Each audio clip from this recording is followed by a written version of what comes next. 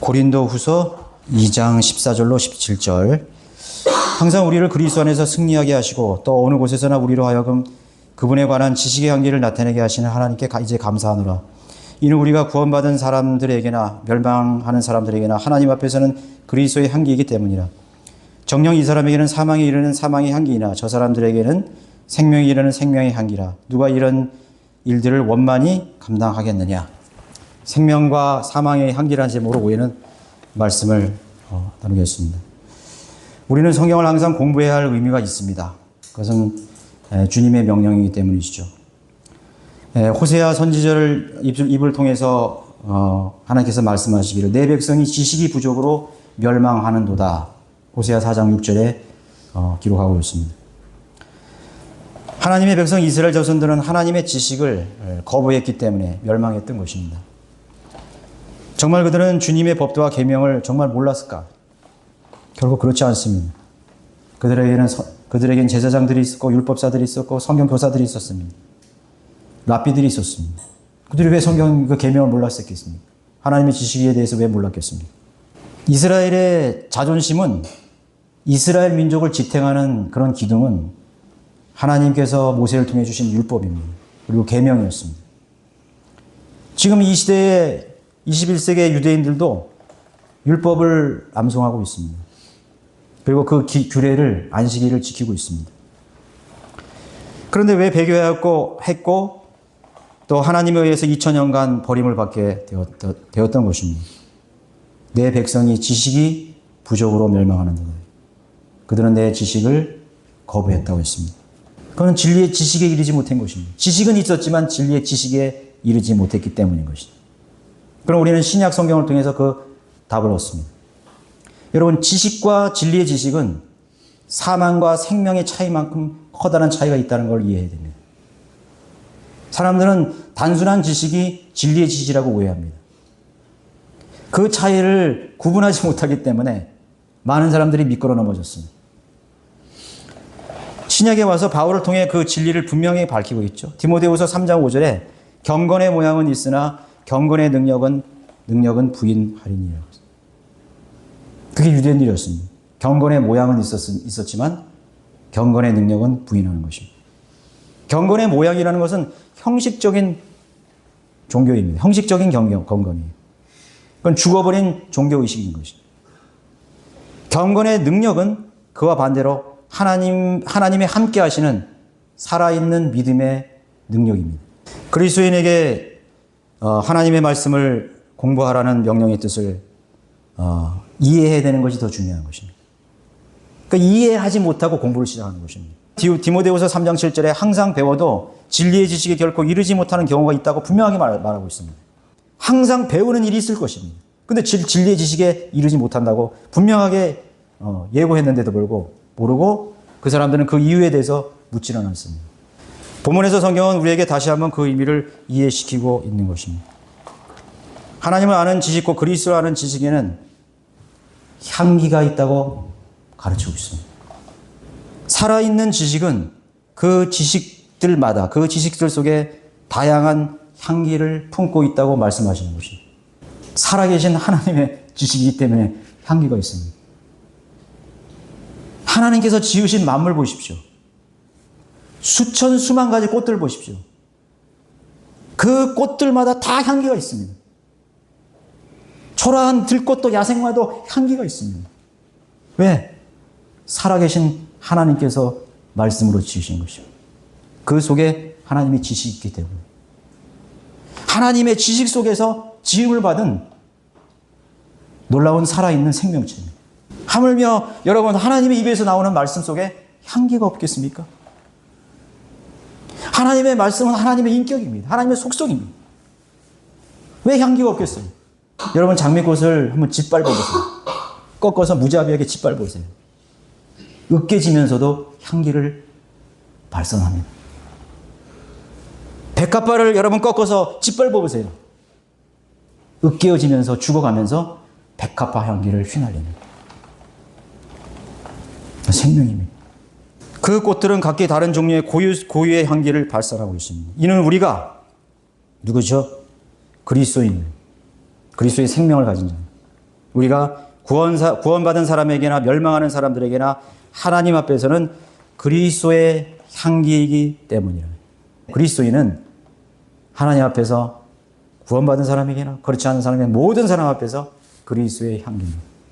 백합화가 사람 구분해서 신분 구분해서 향기를 냅니까? 장미가 사람 구분해서 향기를 냅니까?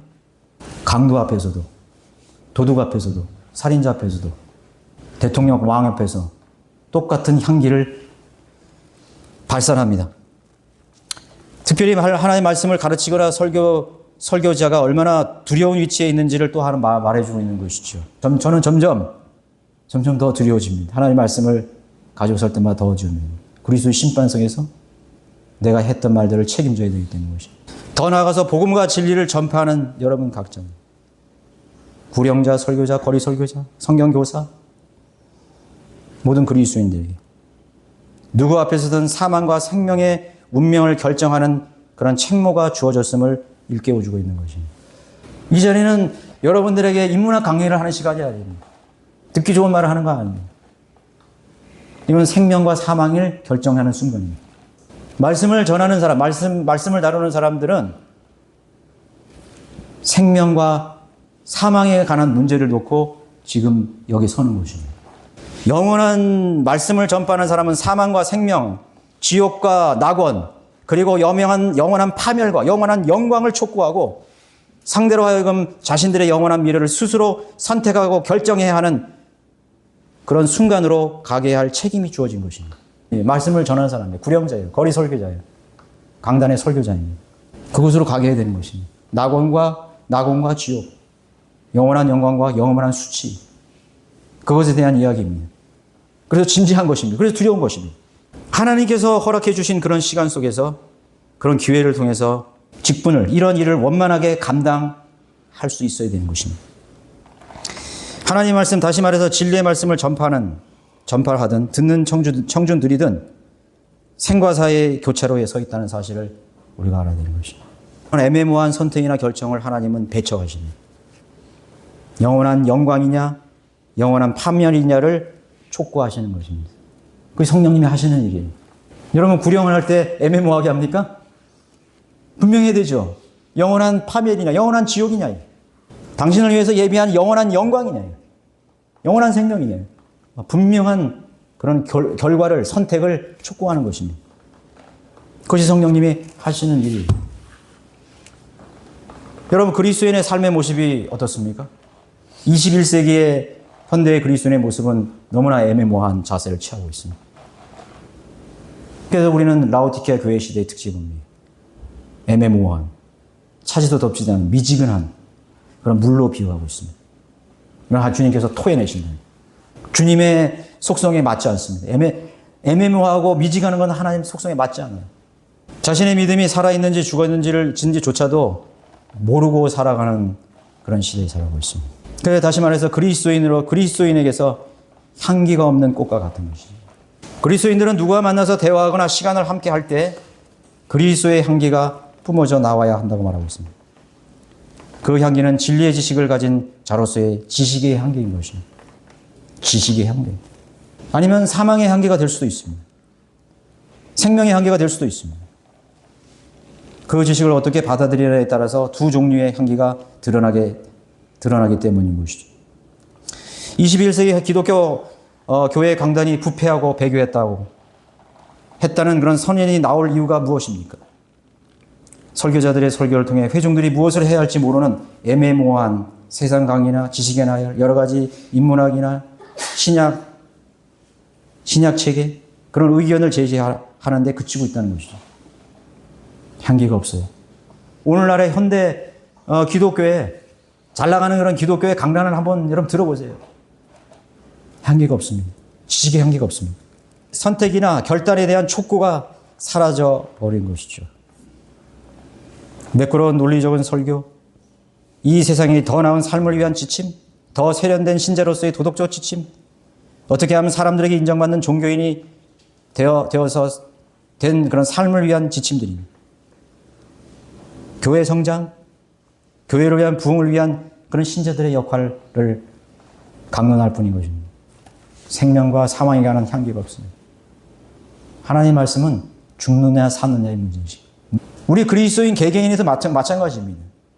우리는 항상 사느냐 죽느냐의 기로에 서 있습니다. 여러분들의 가정의 모든 자녀, 남편, 아들 죽느냐 사느냐의 갈림길에 있습니다. 이미 이 나라의 기독교회는 지식은 물론이거니와 있는 지식마저 다 향기가 날아가 버렸습니다. 사라져 버렸습니다. 시들어 버렸거나 모조된 그런 꽃으로 장식된 그런 모조된 꽃들로 가득한 화원으로 전락하고 말았던 거예요. 어느 교회 가봤는데 아름답고 장식되고 화려하고 사람을 가득 찼는데 향기가 없어요. 생명을 가진 꽃이 없어요. 백합화가 없습니다. 장미가 없습니다. 라일락이 없습니다. 하나님의 모든 지식은 향기가 있습니다. 그런 향기가 느껴지십니까? 여러분 그 향기를 지니셔야 됩니다. 그 향기를 지니셔야 돼요. 그리스도인은 사망과 생명을 전달하는 직분이 주어졌다고 말하고 있습니다. 누가 이런 일을 원만히 감당하겠느냐?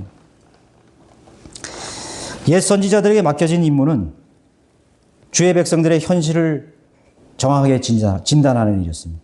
그들의 상태를 진단해야 됩니다. 하나님께서 주시는 그런 지혜와 명철을 가지고 하나님의 백성들의 그러한 내면 속에 들어있는 그들의 영적인 현실, 그들의 혼의 상태, 그들의 현주소를 정확하게 발견하고 진단하고 짚어주는 일이었어요. 명의처럼. 경험 많고 유능한 의사들은 정확하게 환자의 상태를 진단합니다. 냉정합니다. 주저하지 않습니다. 옛 선지자들이 맡겨진 그 임무, 그리고 그들에게 닥칠 운명을 극단적으로 제시하는 그런 임무가 주어진 것입니다. 그들의 파티가 어떻게 망쳐질 것인가? 그들의 결혼식이 어떻게 망쳐질 것인가? 그들이 잘 나가는 이런 번영의 삶이 어떻게 망쳐질 것인가에 대해서 고려하지 않았어요. 너희 자식은 개처럼 죽을 것이다. 너희 아내와 너희 딸은 욕을 보일 것이다. 유린당할 것이다. 너희 집은 다 헐려지고 저 북쪽에 수많은 그런 무서운 민족이 와서 너희들 쇠선술로 끌고 포로로 너희들 다 끌려갈 것이다.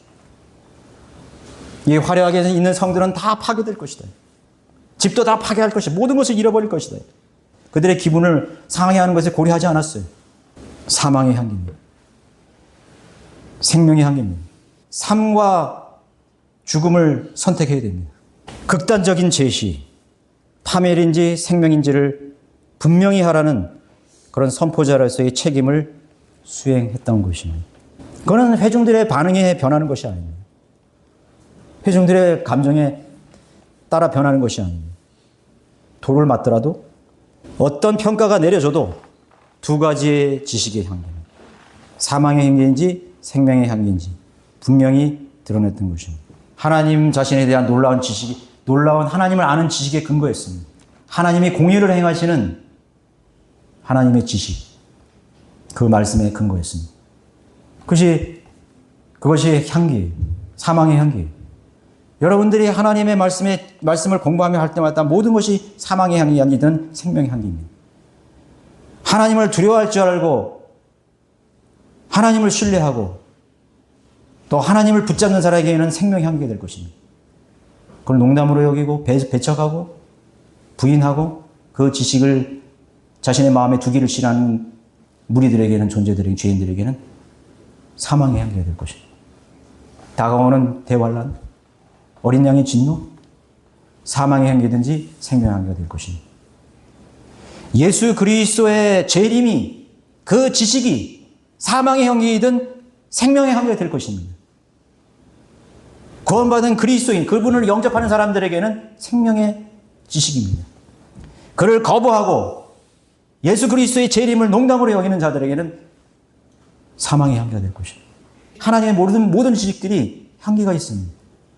자랑하기 위해서 하나님께서 우리에게 지식을 주신 것이 아닙니다. 어떤 사람은 그렇게 생각해요. 성경 많이 읽으면 치매 안 걸린대요. 물론 도움이 될 수 있죠. 치매 안 걸리기 위해서 성경 공부하나요? 치매 안 걸리기 위해서 성경 읽나요? 그게 아니라고. 주일학교 교사이든 신학교 강사이든 교회 성경 공부이든 설교가이든 이것도 저것도 아닌 결론으로 회중들을, 아니면은 그들을 양극단으로 이끌어 가야 되는 것입니다. 우리가 하나님의 영광에 대한 약속, 낙원에 대한 우리가 그 지식을 우리가 예를 들어서 천년왕국에 대한 우리가 지식을 공부할 때 거기에 참여하는 자와 거기에 참여하지 못하는 잃어버리는 자가 있을 것입니다. 그 극단을 제시해 줘야 돼요. 다 구원받았다고 치고, 다 천년왕국에 다 들어간다고 치고, 다 휴거에 들어간다고 치고, 공부하는 것이 절대로 아닙니다. 재림에 대한 지식을 들었을 때 그 재림이 나에게 어떤 것이냐 이거예요. 그 주님이 오시는 날 그리스도의 심판석에서 내가 어떻게 설 것이냐 이거예요. 그 그리스도의 심판석을 피해갈 수 있는 구원받은 그리스도인은 단 한 명도 없어요. 다른 사람의 얘기가 아니라고요. 나에 대한 이야기예요. 설교자는 분명히 그날 내가 했던 이 설교와 말을 무슨 동기로 했느냐, 무슨 의도로 했느냐, 무슨 마음으로 했느냐, 그리스도의 사랑하는 마음으로 했느냐, 회중을 의식하기 위해서 했느냐, 이거. 분명히 나에게 그것이 다가올 것입니다. 현실로, 오늘 이 시간이 현실인 것처럼 그날도 현실로 다가올 것입니다. 여러분들이 그리스도의 심판 속에 서는 날은 오늘 이 시간을 맞이하는 것처럼 분명히 맞이하게 됩니다. 여러분, 내일을 분명히 맞이하게 될 거예요. 어떻게 하시겠습니까? 오늘 여러분들이 경배드리는 이 자리, 모든 교제와 모든 그런 행위들, 구령하는 것들, 결의 설교하는 것들, 봉사하는 것들, 그리스도의 심판석에서 해명해야 됩니다. 주님께서 물으실 거예요. 동기와 의도를 물으실 것입니다. 이유를 물으실 거예요. 그리스도의 심판석에서 받아야 할 5가지 면류관은 여러분들이 맞닥뜨릴 현실입니다. 어떤 사람은 자기가 예수 그리스도를 굉장히 재림을 고대한다고 생각해요. 얼마나 많은 사람들이 착각 속에 사는지 몰라요. 재림에 대한 보상을 받는 것은 아무에게나 주어지는 것이 아니에요. 예수 그리스도 한 분에는 아무것도 아니라고 믿고 사는 사람에게 주어지는 면류관이라고요. 예수 그리스도가 이 2번째, 3번째로 밀려날 때 그 예수 그리스도의 재림을 기다리는 그 보상은 나의 것이 아니에요. 예수 그리스도의 사랑하는 것들이 많은 사람들이 어떻게 그것이 나의 상이 되게 면류관이 되게 될 수 있겠어요. 영광의 면류관, 기쁨의 면류관. 5가지 면류관을 앵무새처럼 외워봐야 무슨 소용이 있습니까? 앵무새하고 사람하고 다른 점이 뭐예요? 앵무새는 그 말을 똑같이 따라합니다. 기억력이 여러분들 더 좋아요. 하나님은 그것을 원하는 것이 아닙니다. 하나님께서는 앵무새 같은 지식을 원하는 것이 아닙니다. 하나님께서는 가슴을 가진 사람의 믿음을 원하는 것입니다. 여러분의 지성으로 여러분들이 받아들인 그 지식이 여러분의 가슴이 되기를 원합니다. 여러분의 전 인격이 되기를 원하는 것입니다. 그것이 정말 소망입니까? 천년왕국의 소망입니까? 주님의 재림이 정말 여러분 고대하고 계십니까? 여러분의 양심이 있습니다. 양심은 기회라고 저는 생각합니다. 사람에게는 양심이 있기 때문에 내 양심에 손을 얹고 진정으로 내가 물으면 내 양심이 대답할 겁니다. 네가 하나님보다 더 사랑하는 것이 있지? 그건 누구에게 물어보지 않아도 양심이 살아있는 믿음의 사람의 가슴이 얘기할 것입니다. 내가 정말 하나님을 사랑하나? 내가 지금 정말 예수 그리스도의 재림을 고대하는가? 내가 정말 잃어버린 혼들을 사랑하는 것인가? 한번 물어보세요. 여러분의 양심에게 한번 물어보세요. 여러분의 양심이 뭐라고 대답하는가? 나는 형제 자매들을 정말 사랑하는가? 나는 형제 자매들을 위해서 정말 기도하는가? 여러분의 양심에게 물어보시면 압니다. 분명히 대답할 거예요. 그리고 성령님께서 여러분들의 양심을 통해서 말씀해 주실 거예요. 때때로 하나님께서는 여러분들의 믿음의 진리를 시험하기 위해서 여러분들에게 어떤 소중한 것들을 빼앗아 갈 날도 올 것이에요. 여러분들에게 소중했던 것들을 빼앗아 가십니다. 하나님께서. 여러분들이 진정 하나님을 사랑하는 것을 스스로 증명케 하기 위해서 그것을 데려가십니다. 아브라함에게 그런 시험을 줬잖아요. 수도, 이제 너가 나를 얼마나 진정으로 사랑하는지를 내가 알아노라. 그것은 하나님이 몰라서 사실은 시험한 거 아니에요. 스스로에게 확인시켜 준 것입니다. 아, 내가 정말 하나님을 사랑했구나. 하나님을 정말 두려워했구나.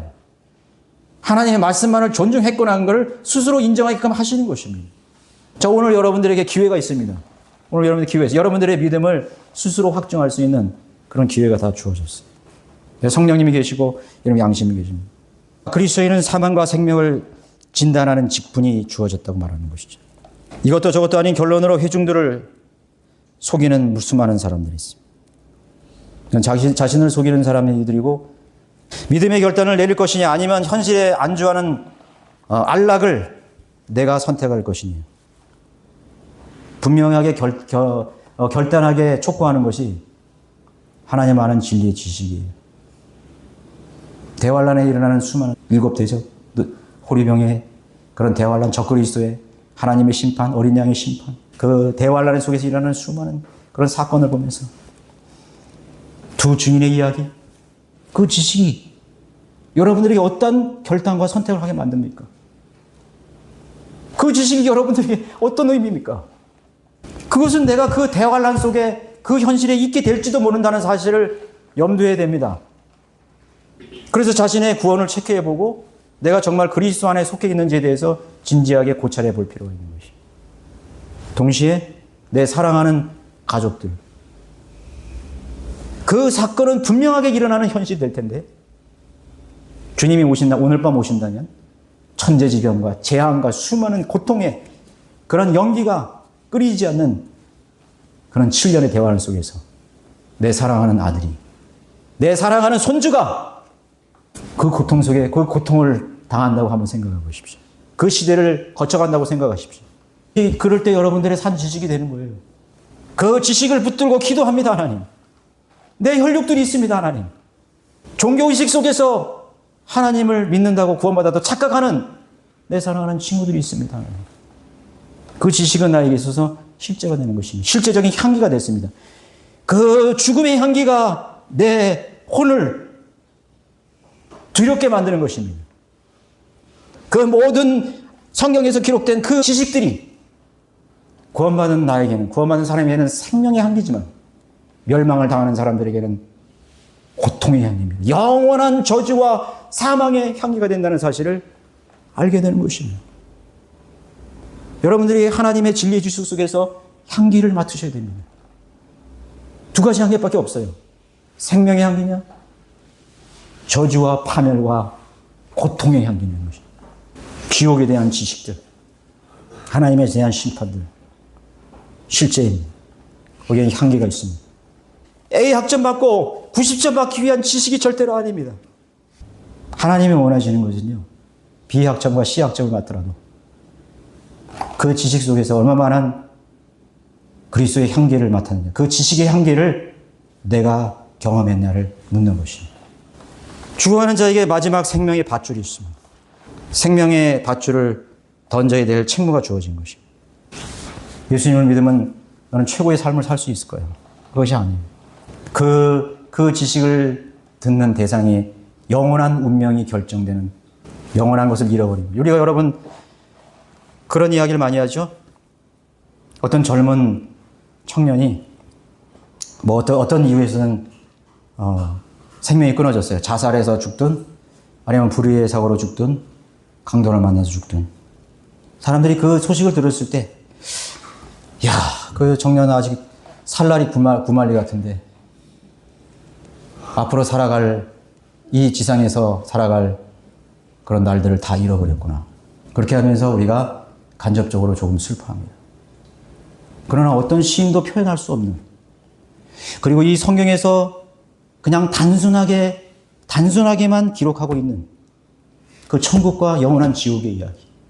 이 세상에서, 이 부패하고 썩어지는 세상에서 빨리 생을 마감한 사람에 대한 그런 안타까움이 있다면, 하나님께서 예배해 놓으신 영원한 영광의 길을 놓친 사람에 대한 슬픔은 얼마나 큰 것입니까? 이 세상에서 잠시 누릴 그런 이생의 삶에 대해서 우리가 슬퍼하는데, 하나님께서 영원히 우리 모든 인류를 위해서 준비한 그런 영원한 쉼과 안식과 기쁨과 그 영광을 놓쳐버린 것에 대한 여러분들의 반응은 무엇입니까? 여러분, 하나님의 말씀을, 지식을 공부하는데 여러분들의 동기와 여러분의 태도와 마음가짐이 달라지기를 원합니다. 더 진지해지기를 원합니다. 더 심각해지기를 원합니다. 더 뭔가를 좀 더 암기하기 위한 그런 것이 아닙니다. 절대로 그런 것이 아닙니다. 생명의 향기냐, 사망의 향기. 그것은 영혼에 관한 문제입니다. 영혼이 끝나지 않는 시간. 우리에게 그러한 중차대한 직분이 주어진 것입니다. 잠에 취한 수많은 그리스도인의 혼미한 마음을 일깨워주는 의미가 우리에게 있습니다. 설교자인 저에게 그 책무가 주어졌습니다. 오늘 여러분들이 듣는 이 순간만이라도 여러분들이 단 한 명만이라도 저를 통해서 하나님께서 여러분들에게 일깨우시고자 하는 그런 너무나 중요한 여러분 책무를 한 분이라도 여러분 이해하실 수 있다면 저는 성공한 것입니다. 여러분들의 감정에 호소하고 지성에 호소하고 논리적으로 해서도 절대로 되지 않는 일입니다. 하나님 영이신 성령님이 아니시고 여러분들 속에서 절대로 일어날 수 없는 일이 이 하나님 말씀에 대한 반응이라는 걸 잘 알고 있습니다. 우리는 이 현대 사회에서 어떤 위치에든지 우리는 골리앗 앞에 서 있는 작은 다윗과 같다는 사실을 잊어서는 안 됩니다. 수많은 골리앗들이 우리를 우겨 싸우고 있습니다. 우리는 그 사울의 갑옷이 필요 없습니다. 우리에게 필요한 것은 사울의 갑옷이 아니에요.